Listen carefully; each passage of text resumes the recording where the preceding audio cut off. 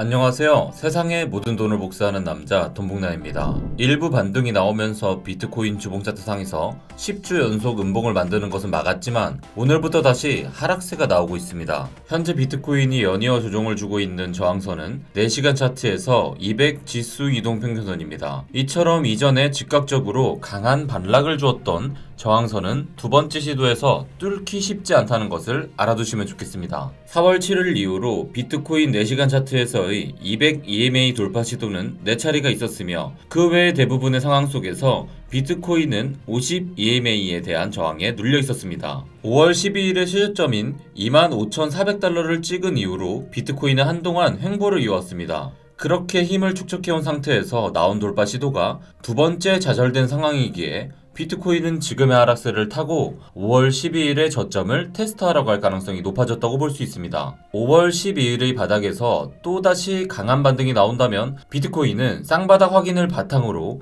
강한 상승세를 보이고는 4시간 차트에서의 200 EMA에 대한 세 번째 돌파 시도를 가져갈 수 있을 것입니다. 하지만 그런 시나리오는 어디까지나 5월 12일의 저점이 깨지지 않았을 때의 상황입니다. 하지만 5월 12일의 저점이 깨진다면 어떻게 될까요? 예전에 다른 영상에서도 설명드렸던 웨지 패턴을 다시 확인해 볼 필요가 있습니다. 웨지 패턴은 한국어로 쐐기 패턴이라고도 불리는데요. 일반적으로 쐐기의 끝쪽이 위쪽을 향하고 있으면 하락으로 이어지는 경우가 많고 쐐기의 끝쪽이 아래쪽을 향하고 있으면 상승으로 전환되는 경우가 많습니다. 특히 지금 주목해 볼 필요가 있는 것이 바로 이 반전형 하락 쐐기 패턴입니다. 비트코인 일봉 차트를 다시 살펴보겠습니다. 4월 5일, 4월 21일, 그리고 5월 4일의 고점을 연결하면 하얀색 저항선이 만들어집니다. 그리고 1월 24일과 5월 12일의 저점을 연결하면 파란색 지지선이 만들어집니다. 그리고 이 두 추세선을 연결하다 보면 보시는 바와 같은 하락 쐐기형 패턴이 만들어진다는 것을 알 수 있습니다. 아직 패턴이 형성되는 중이기에 쐐기형 패턴대로 흘러갈 것이라고 단정 지을 수는 없지만 두 추세선이 향후의 움직임에 중요한 역할을 하게 될 것임에는 변함은 없습니다. 앞으로 한동안 두 추세선 사이를 움직인다면 쐐기형 패턴을 형성하게 되는 것이고 추세선의 이탈이 발생한다면 그만큼 강한 돌파가 발생하게 되는 거겠죠. 만약 비트코인이 하락 쐐기형 패턴을 이어간다면 어떻게 될까요? 이런 형태의 흐름이 만들어질 수 있습니다. 이 경우는 쐐기의 바닥을 3번 치는 경우의 시나리오고요. 이 경우에 가능한 바닥 가격은 21,000달러에서 22,000달러 사이 정도가 됩니다. 바닥을 4번 치고 반등이 일어나는 시나리오도 가능합니다. 이 경우는 빨간색 점선이 있는 곳이 유력한 바닥 가격이 되는데요. 19,600달러 부근이 됩니다. 이 가격은 매우 중요한 가격이니 꼭 기억해 두실 필요가 있습니다.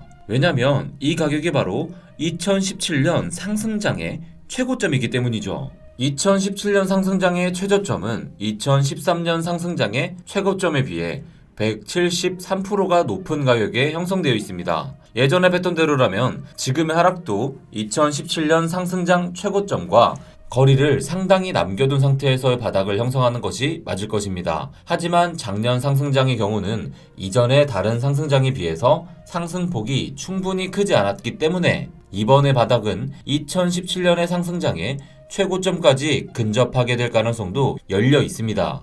마침 현재 형성 중인 하락 쐐기 패턴의 끝부분이 위치한 가격대도 2017년 상승장의 최고점과 일치한다는 점에서 더 설득력 있는 시나리오라고 볼 수 있습니다. 비트코인이 19,600달러까지 떨어질 생각을 하면 아찔하지 않으신가요? 물론 그렇게 되리라는 보장은 없습니다. 늘 말씀드리다시피 투자 시장에 절대라는 것은 없지요. 만약 대형 호재가 터진다면 비트코인은 내일 당장에도 4만 달러를 갈 수 있고 정말 심각한 악재가 터진다면 2017년 상승장 고점이라고 해도 깨지지 말라는 법 없습니다. 결국 중요한 것은 대응입니다.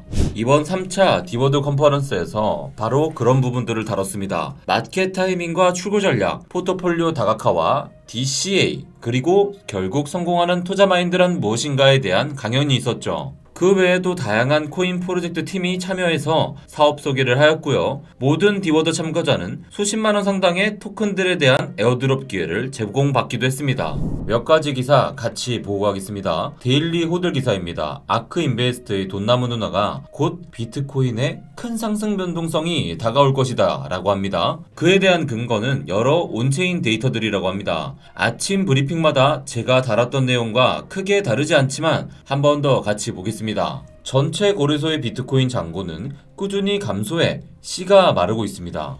비트코인을 1년 이상 쥐고 있는 장기 홀더들은 꾸준히 늘어 65.7%에 달합니다. 또 비트코인을 10,000개 이상 보유한 고래들의 지갑 수도 100개에 달하고요. 고래들뿐 아니라 0.01 비트코인 이상 가지고 있는 새우들도 1,007만이 넘었습니다. 아크 인베스트는 이러한 온체인 데이터들을 취합해 곧 큰 상승 변동성이 다가온다고 이야기하는 건데요. 그녀의 말대로 큰 상승이 오기를 기대하겠습니다.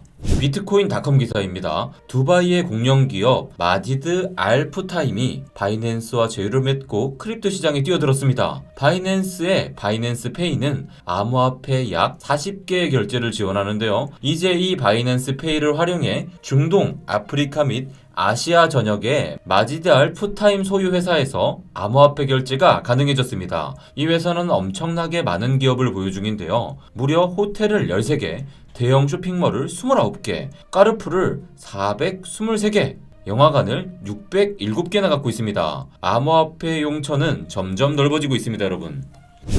이번 3차 디워드에 참여를 못하셔서 아쉬운 분들이 많으실 것 같습니다. 참가만 했을 뿐인데 약 수십만원 상당의 에어드롭과 여러 경품 그리고 NFT까지 막 퍼졌다고 하니 일이 있어서 못 오셨던 분들은 배가 좀 아프셨겠습니다. 그래도 너무 낙담하지 마세요. 4차 디워드의 일정이 잡혀 있습니다.